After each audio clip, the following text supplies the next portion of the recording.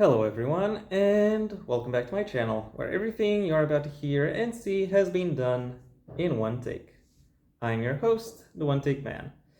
About 18 years ago, a fantasy drama TV series called Charmed, which is about three sisters who find out they're witches and decide to use their newfound abilities to protect the innocent, uh, aired its series finale after a quite respectable 8 season run. The story of the TV series was nevertheless continued in a comic book run that added 2 seasons to the total, and also 6 years ago in 2018. I'm sorry for the noise if there is any.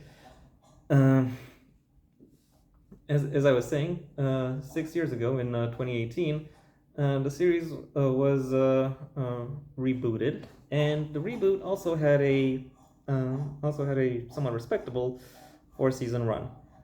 So you might think that under these auspices, it is perhaps a little bit too early to talk about another potential reboot. However, in my mind, or if one were to ask me, even after like 14 seasons and or the equivalent of 14 seasons and various other spin-off material, I still think there is some untapped narrative potential that no one who has been placed in charge of this premise has really actively been able to take advantage of so far. And it is that level of potential that I want to, utilize within my suggestion for how to most effectively reboot Charmed. And and my idea is to find one gem at the core of the at the core of the central premise, and allow it to expand in such a way as to uh, allow for a sizable narrative and setting to unfold. So what is that? What is that elusive gem? Well, an easy answer would perhaps be family, given that the show is about sisters, and to some extent, uh, both previous iterations, kind of agree with that, given that both of them are built around the idea of these sisters reconnecting after being estranged, and they learn how to work together while also learning how to utilize their powers. And it's a solid and simple enough conclusion to come to, especially one that has the advantage of relatability, one could say. However, the simple fact that it has already been done, and I'm looking for something that hasn't been done, uh, should be enough to disqualify it.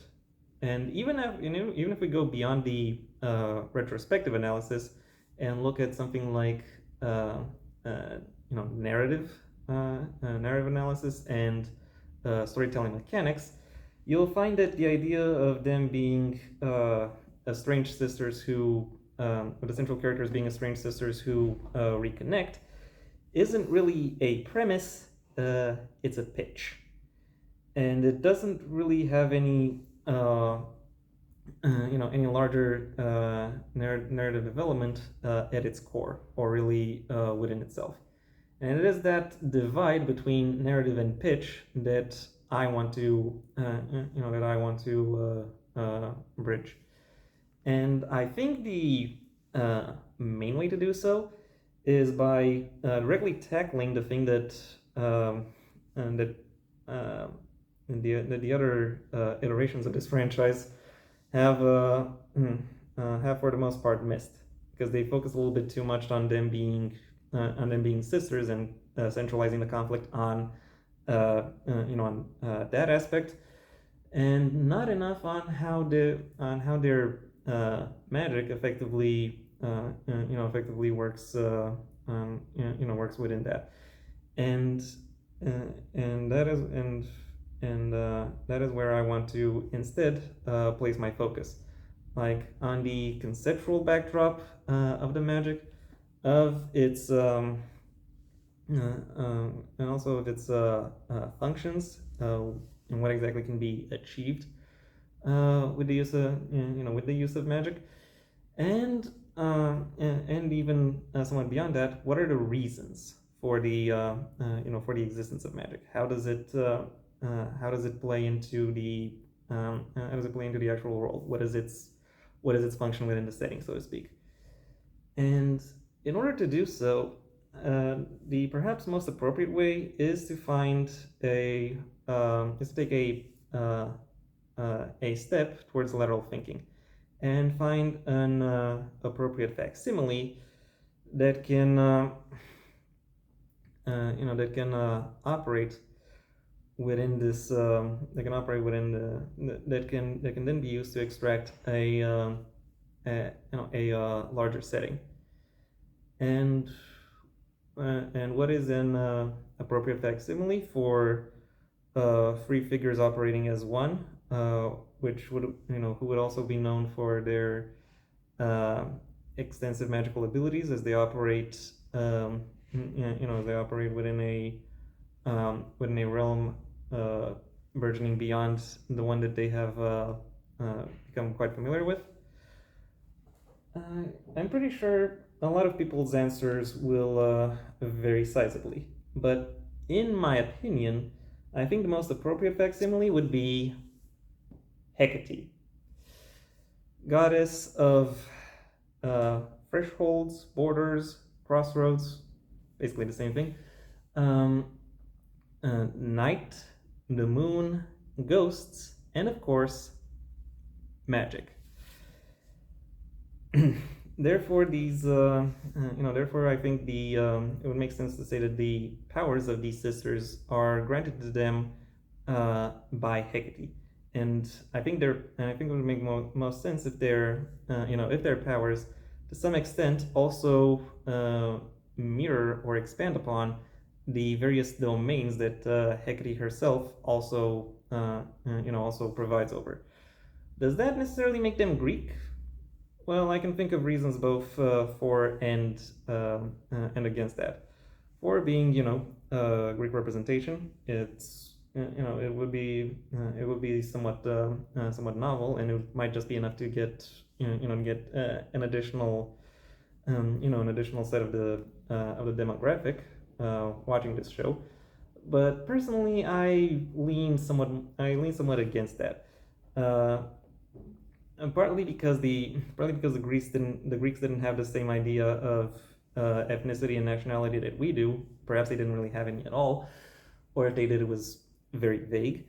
And instead, I think it is more interesting if if the gods within the setting, when they when they choose when they choose to empower someone to do their bidding as envoys, emissaries, etc., they would not choose necessarily based on ethnicity, but based on their based on their own ideas and concepts for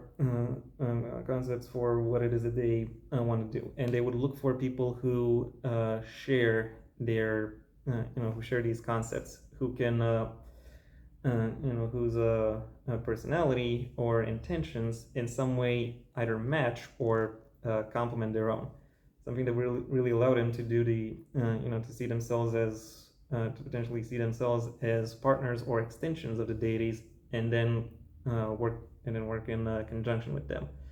Notice I said deities and not just Greek deities, because while the Greek pantheon would very much be present within the setting, it would not be it would not be the only one. And in fact, I fully expect the leading characters to encounter the emissaries or envoys or otherwise empowered or however you want to call the individuals empowered by other deities, um, who would be who would get their powers from from divine figures of any mythology. I do not rule out them also encountering monsters from a variety of mythologies as well. That does open up a secondary question. Well, actually would open up uh, two questions. One I've kind of already answered, namely why do gods choose to do so? Because they, um, because they, uh, because that's generally just what they do. They find it more, they maybe find it more effective or less, or it has less fallout if they do their bidding through envoys rather than going out there and doing it themselves. But the second question that emerges stems from how exactly um, uh, stems from how exactly this show is going to handle going to handle gods with common domains that have that have wildly different appearances. Simply think about the differences between Hell and Hades. And when I say Hell and Hades, I mean both the divine figures, or I mean both the deities and the domains. And it's somewhat funny that I mentioned the Greek and Norse pantheon because uh, my answer to this question actually comes actually comes directly from how God of War handles its cosmology, and the answer to that is that Earth is basically a nexus point between various mythological realms, and and the gods very much from their mythological realms operate on Earth in such a way as to in such a way as to expand their domains, either for necessity, practical purposes, or just because they're or just because they're greedy. It's about yeah. The series is basically a proxy war between deities, but seen from the perspective of a particular set of ground troops. It would be very tempting to view certain gods or even entire pantheons as evil because of this framing. However, in my pitch, I pretty much want this show to run entirely on moral ambiguity. Partly because it allows for a little bit more character development, partly because it allows for more narrative flexibility. If the central characters, would have to be another envoy's opponent one day, and then their ally the next. That's something that could be explored over the course of such a show. Also, the idea of adding a little bit of a moral ambiguity, not just among deities, but also their envoys, also allows for there to be greater shades of conflict, and therefore more of a show to explore. Potentially even conflicts between envoys and the gods that directly empowered them, as an example. And because this show actually has a central cast with 3 leads, I fully expect the sisters to actually clash quite a bit as well, particularly in the beginning, as they come to grips with the dimension of the conflict that is awaiting them, and how exactly they are to and they debate how exactly they are to overcome it. I wouldn't rule out the 3 of them potentially even sabotaging each other, because they think that is the most effective way to get their particular plan going. But even without sabotage, I think they could still lose through drawing false conclusions, or simply being somehow overpowered or out tricked. Eventually, though, they would learn to work together to find to find the things that most effectively work for them, and become more effective enforcers of Equity's will, in or or even or even simply of their or even simply of their own. Nevertheless, I still expect them to lose from time to time because there simply isn't enough tension if your good guys always win. You get me? And yeah, that was my suggestion for how for a potential charmed reboot.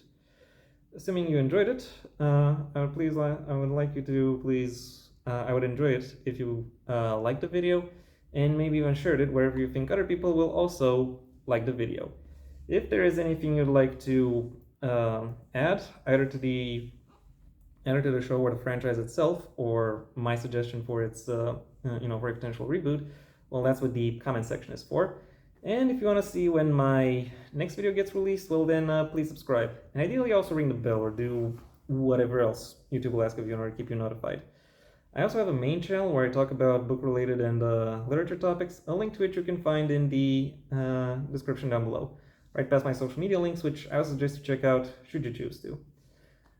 Additionally, you can also support me on Patreon, where, depending on the level at which you pledge, you will be able to receive various perks, the specifics of which you will find out for yourselves.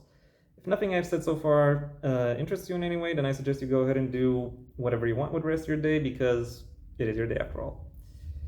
And yeah, that was it for me. Until next time, I have been the One Take Man.